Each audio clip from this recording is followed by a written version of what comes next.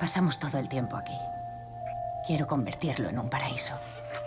Ella lo ha reconstruido todo, hasta el último detalle. Y le ha devuelto la vida hasta el último rincón. ¿Eres feliz? Te quiero.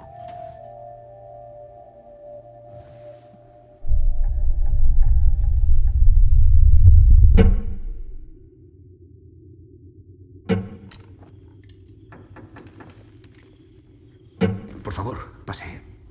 Hola. Hola. Es un desconocido. Vamos a dejar que duerma en nuestra casa. Hola. Hola. ¿Sabías que tenía una mujer?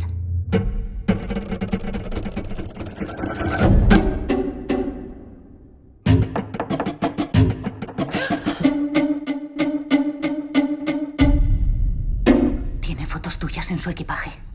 ¿Qué hacías mirando en su equipaje? ¿Qué quieren?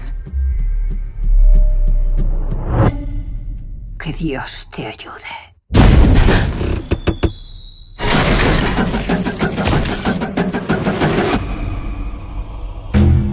Han venido a verme a mí. ¡Ven rápido! ¿Estás loco? ¿Estás loco? Solo intento traer vida a esta casa. Abrir la puerta a gente nueva, ideas nuevas. Lo siento mucho.